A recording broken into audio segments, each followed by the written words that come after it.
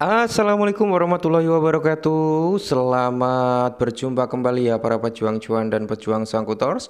Bagaimana nih keadaan kalian semua? Semoga kalian dalam keadaan sehat semua dan saya doakan ya buat kalian sukses semua. Amin. Mantap jiwa ya. Dan tetap ya kawan-kawan, doa terbaik buat kalian semua. Semoga apa yang kalian harapkan, apa yang kalian cita-citakan di tahun ini bisa jadi kenyataan. Amin. Oke ya. Kali ini kita lihat teman-teman untuk perkembangan daripada Bitcoin dominance terlebih dahulu karena ini juga akan berpengaruh sangat-sangat sensitif terhadap kinerja daripada altcoin teman-teman ya. Ingat di sini kalau kita lihat Bitcoin dominance itu masih tinggi di kepala 60 bro ya, 60,6. Ada kenaikan lagi sekitar 0,85%.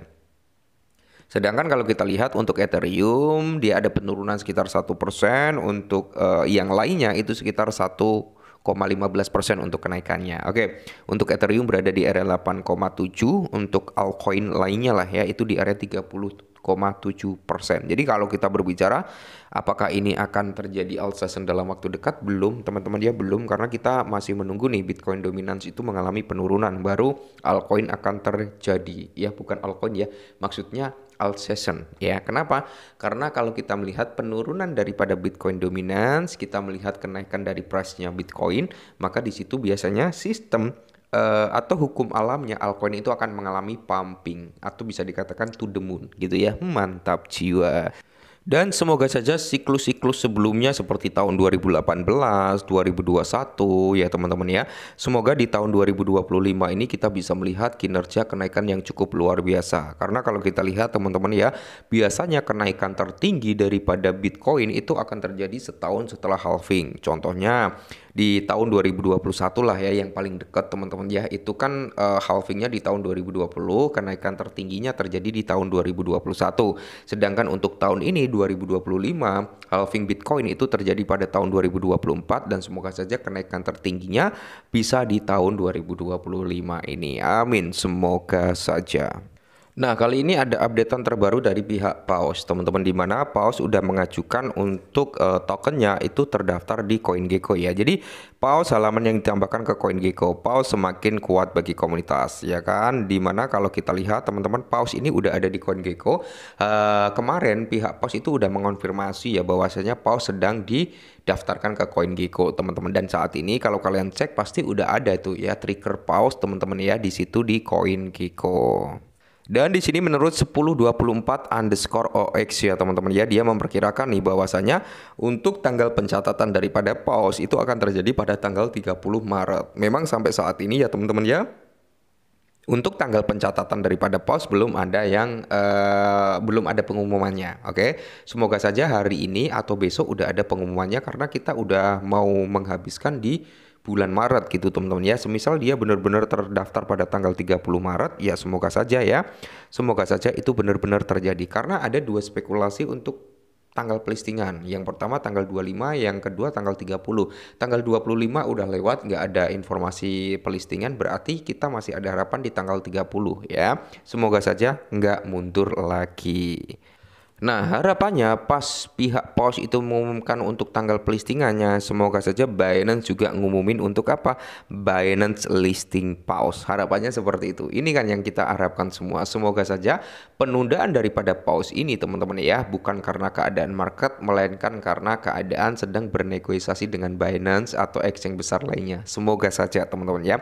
Itu harapan kita. Karena kita nggak ada yang tahu nih, POS ini menunda pendaftarannya karena apa? Nggak ada yang tahu juga gitu teman-teman ya. Semoga saja karena negosiasi. Amin. Nah, ini adalah bukti bahwasanya dari pihak Paus ya teman-teman itu mengajukan submit me request to Paus Rock CoinGecko ya. Ini adalah ID requestnya teman-teman, dan kalau kalian cek di CoinGecko ini udah ter-approvement, udah ter-ACC ada gitu ya untuk Paus ya. Semoga saja teman-teman ya, Coin Market Cap udah ada, CoinGecko udah ada gitu teman-teman ya. Semoga saja tinggal pengumuman pelistingannya saja, dan semoga saja seperti OKX, karena OKX itu belum ngumumin ya, belum ngumumin untuk melakukan pencatatan daripada PAUS. Semoga OKX, terus Binance gitu ya, Crypto.com, Kraken itu ngumumin untuk mencatat daripada PAUS. Amin, semoga saja. Nah, dan di sini kalau kita lihat dari CoinGecko, teman-teman ya, untuk CoinGecko pause udah ada nih, ya kan, pause ya belum ada harganya lah karena dia belum listing gitu kan, jadi belum ada price harganya. Oke ya. Terus di sini kalau kita lihat teman-teman ya, untuk total supply dan sebagainya di sini belum ada juga, belum tercatat ya. Tapi kalau kita lihat dari smart kontraknya itu sama. Kalau kalian lihat ini kan ada ya, untuk kita melihat smart kontraknya ada Sol Scan ini, kalian klik aja, nanti kalian langsung di trigger atau di direct ya, bukan di trigger, di direct ke Sol Scan, di mana ini alamat daripada pause untuk melihat nih transaksi apa aja yang udah terjadi di pause, apakah ada pengiriman token lagi, apakah ada bursa lagi dan sebagainya, kalian bisa cek juga teman-teman di sini ya. Nah, sedangkan kalau kita lihat dari coin market cap untuk pause sendiri itu udah ada ya, udah ada dari total supply-nya, circulating supply-nya, ini udah ada teman-teman ya. Ingat ini belum 100% valid untuk di coin market cap karena bisa saja untuk circulating supply-nya itu salah teman-teman ya. Bisa aja dia lebih tinggi dari ini, bisa lebih rendah dari ini untuk circulating supply-nya. Jadi ini belum bisa dijadikan patokan 100% ya. Nah, kalau kalian cek dari Sol Scan-nya, kalian akan didirect ke Solana Scan ya teman-teman ya, dimana ini sama alamat dari CoinGecko sama CoinMarketCap tetap sama ya, nggak ada yang beda. Oke, coba kita cek dari Sol Scan-nya. Nah, ini adalah Sol Scan daripada si pause teman-teman ya. Jadi ini sama seperti yang kita buka biasanya, karena saya mengambil alamat tersebut juga dari CoinMarketCap ya. Sama ya, saya sempat ngecek juga ya dari CoinGecko juga sama ya. Jadi di sini kalau kita lihat total supply itu 100 miliar ya. Terus kalau kita lihat dari segi transaksinya belum ada juga, dari pemegangnya atau holdernya masih sama ya. Belum ada perubahan sama sekali teman-teman ya. Pertama masih dimiliki oleh pemilik tokennya sekitar 95%-an.